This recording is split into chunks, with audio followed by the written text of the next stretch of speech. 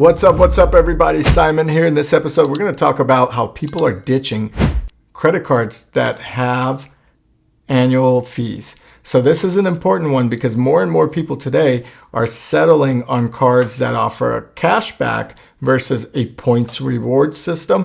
And it puts into question how are companies like Capital One, JP Morgan, and Amex going to be dealing with the desire for cash back versus a points system.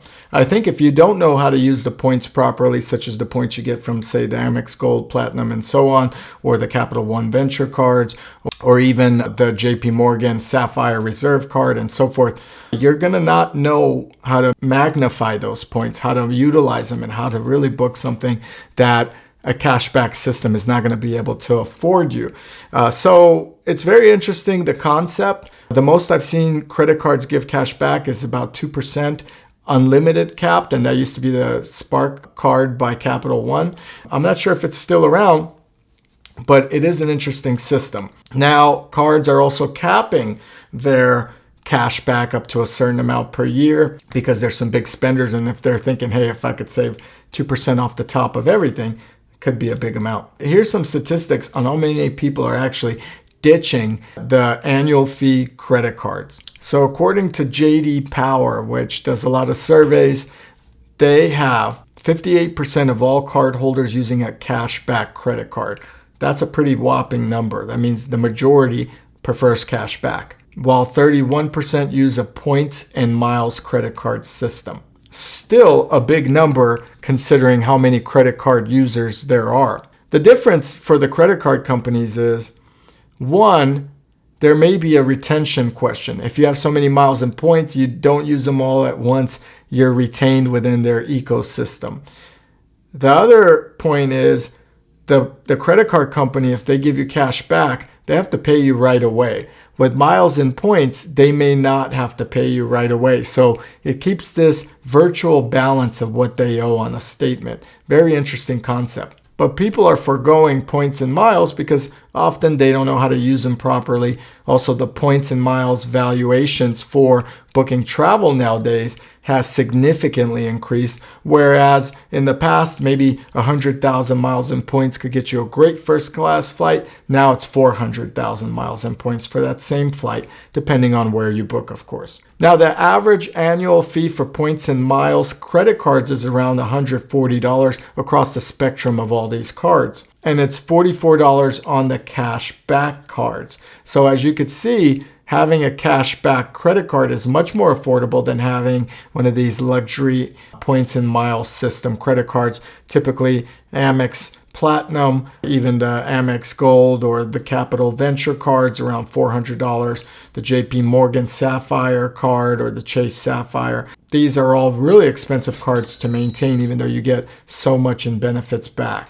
To offset these credit card annual fees from these points and mile programs, the Chase cards, the Amex cards, Capital One, and so forth, they give a lot of incentives. There's cashback credits, there's travel credits, there's purchase protection, there's Uber Eats credits. They give you so many incentives, including miles and points, depending on spend, that it truly offsets the cost of the annual fee.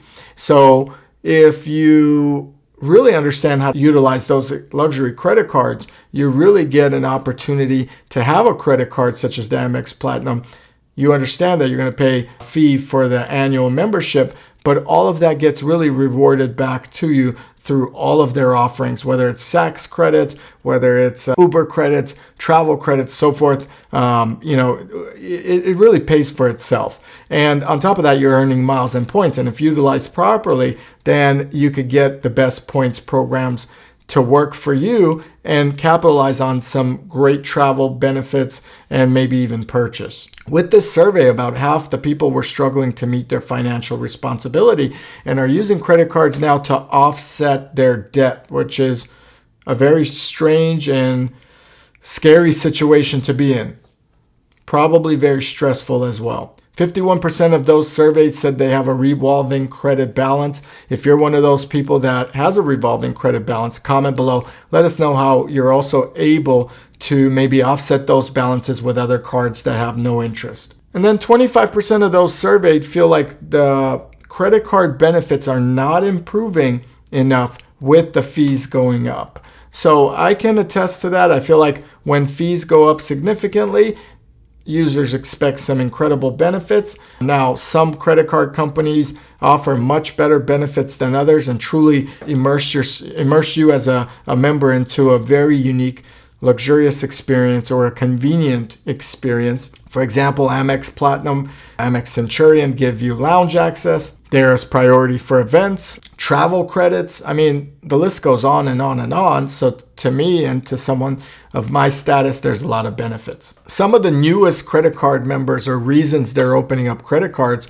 is for balance transfers. In fact, so many of those surveys said that the reason they open up a new credit card is not to incur more debt, but to transfer the balance that they can't pay off to give them more time to try to catch up. Card issuers may need to extend payment plans or figure out a way to compromise or potentially lessen the burden on the consumer so they could spend more. And some quick tips: if you're one of those consumers that has a hard time paying off your credit card debt, obviously look for a balance transfer credit card, check with your financial advisor. But also what you may want to do is limit spending that's not necessary, right? Cut out from what you think you can walk away with. Limit your subscription spending. Often, a lot of those surveyed have more than one subscription that they're paying for, yet they're not fully utilizing those subscriptions. So if you're paying for a wide array of TV services, cut those out. You could probably cut hundreds of dollars off your monthly spend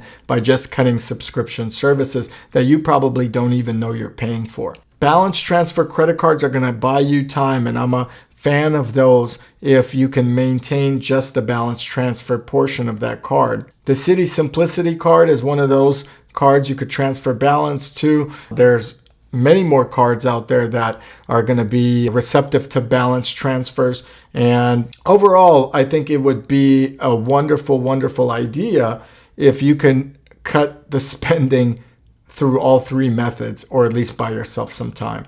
So there you have it. Comment below. Let me know if you're a points miles type of person or if you're a cashback person. This seems to be the debate on credit cards now. Personally, I can see the benefits of both, but I do love my Platinum and Centurion card and JP Morgan Reserve and some of the others. So let me know what you think in the comments. Check out the Ideal Hour podcast, where I host, and some great guests have come on, including guests that are credit card professionals. All right, check you guys here in the next video. Thanks for watching, and I appreciate it.